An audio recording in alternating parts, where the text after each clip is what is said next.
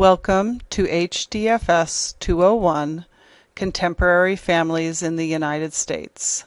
This is Liz Pierce, your instructor, and I want you to know that this is the first screencast that I've produced, and while my goal is not to be perfect, it is to enhance your experience as a student in this class.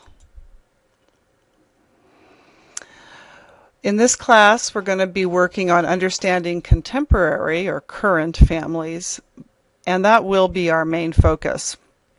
But in order to understand current families well, we do need to look back and compare them to families over history in the U.S. and then sometimes some international comparisons. This class is both a difference, power, and discrimination course and a social processes and institutions course, which meets the OSU and LBCC requirements.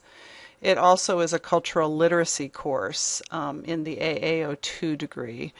For that reason, we do a lot of focus on how families differ and how big social institutions like the government or schools, hospitals, business, influence families and how families influence those institutions. Difference, power, and discrimination is usually a 300 level class at OSU, and you will see that this is an advanced 200 level class to meet those requirements. You'll practice developing your sociological imagination, which is seeing how trends excuse me, what the trends are in the United States and where you fit in those trends. We'll also be developing critical thinking, which I'm aware some of you already have some great critical thinking skills and others are in development. So I'll be sharing more information about that. I ask you to think about working in your stretch zone. As comparison to your comfort zone, where things might feel very easy and manageable, or in your panic zone, where you feel completely out of control and nervous and don't know what's going on.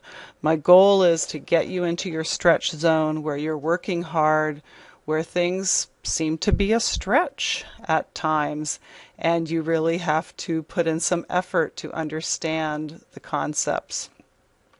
This is similar to the concept of disequilibrium and equilibrium developed by Jean Piaget, if you're familiar with that concept. Again, we tend to learn more when we're actually in disequilibrium, which is where we're kind of struggling and feel a little uneven and not sure.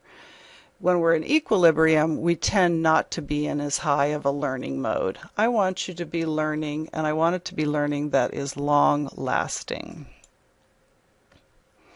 So, as you get into your book, pay attention to how do families change over time, especially how do things like ability, gender, sex, race, etc. differentiate these changes. How does society affect families, and how do families affect society? So things like social movements, how those change our world by perhaps changing laws. I bet you can think of some pretty recent example of laws that affect families that have changed. And of course, difference, power, and discrimination. And by that I mean, how does difference affect families or individuals in terms of some families having more power, and you could think of that like access to resources, and some families having less power or having discrimination, face fewer access to resources. Benjamin Bloom created a taxonomy of learning, and I find this is a helpful model to help students know what it is I'm going to be expecting. Basically, the ideas here involve a hierarchy of learning skills. And the way it works in this class is that when you take your quiz, I'm mostly asking you to basically remember some of the things you've learned from the text, the slide share, or from a screencast. So those will be things like vocabulary, big trends, etc. When you get into your weekly wonders, those will more be in the analyze and apply, meaning you're going to take some of that, what you've learned, and you're going to apply it more maybe to your own life or to what you see around you and what you learn about what's currently happening with families. Your midterm and your final project, which are both individual projects, will lead you up into analyzing, evaluating, synthesizing, and perhaps even creating. That's the highest level of thinking. To be successful, I recommend you take notes as you work or do something that helps you construct the knowledge in your brain. When you're passive, you do not construct new pathways in your brain. But when you're actively learning, taking notes, talking about what you're learning, creating a paper or a presentation, that actual construction of knowledge will change your brain and help you to retain the knowledge. Please, please, please ask questions, get clarification. The forum is the best spot for general questions, but you can definitely contact me via email or telephone. I'm glad to talk to you on the phone. Or talk to our mentor, Neil Killian, who's also available. Pay attention to the big ideas. By that I mean I am more interested in your thinking about the big trends, sociological changes, ways families change, than I am about details or exact percentages or exact ways of detailed ways of thinking about things. So don't try to remember the details from the text. Try to grab onto the big ways families change and onto the vocabulary that your author Cherlin uses. Make Moodle and Google Apps your friend. We will use Google Apps extensively in this class. So whether or not you use it now, you should start getting used to it, and you will find it's a tool that's good to know even if you go on to use other online and cloud tools other than Google Apps in the future. I mentioned Neil. He's your peer mentor. We're very lucky to have an online peer mentor. We are the pilot project for LBCC.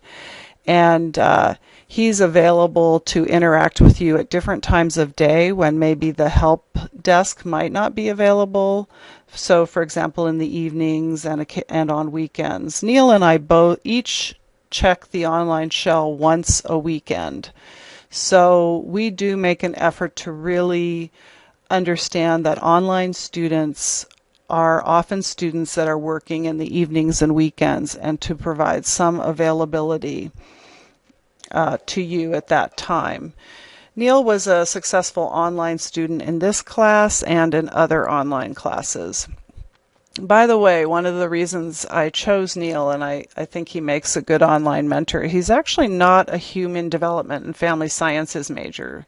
He's much more interested in political science and international business. And many of you are taking this class because of a requirement, and that's why Neil took the class. But he still became passionate about the content and produced excellent work. There's also the help desk, library services, and they are really the experts. Neil and I won't be able to help you with everything technical, but the help desk can. Reminder in terms of Moodle, make sure you use your username as your LBCC student email address. That's a fairly recent change. And do remember that Firefox is the preferred browser for Moodle. If some feature isn't working in your core shell, the first thing to check is to check doing it in another browser, and often that will fix the problem. So in terms of how you get measured in this class, I just want to review. Basically, quizzes are about remembering, recalling specific information. They have one correct answer. Weekly wonders, which are measuring a more complicated way of thinking, more complexity, those have many right answers, and it depends on your ability to show your analysis and to back up what you are presenting. Weekly wonders are worth more percentage-wise because they're harder. And then you have your midterm draft and your final project. After this class is over, you should understand some basic concepts about studying families. You'll also be able to think about how individual characteristics like your age, your race, your gender, etc., impacts you and your family members and the way society looks at you. And then you're also going to look at the external factors. Again, that's like the big social institutions, government, laws, the military, business, the economy, and diversity, and how those impact families. So you can see already this class is going to be really interesting because there's so many different factors and they impact each of us as individuals and families differently. And that's one of the reasons I love teaching this class, because all of us have a family, even if we consider only ourselves our family, and we all experience various factors affecting us, and we all affect society in one way or another. In closing, I'll say that I talk about my family, and I did that way before Sprint, and these are some of the members here. One of them always asks me on my birthday, what can you do this year that you couldn't do last year? And that's Martha. She's in the middle there. And what I'll have to say this year at 53 is that I've made my first screencast, and I hope the screencasts really do help enhance your experience as a student in this class.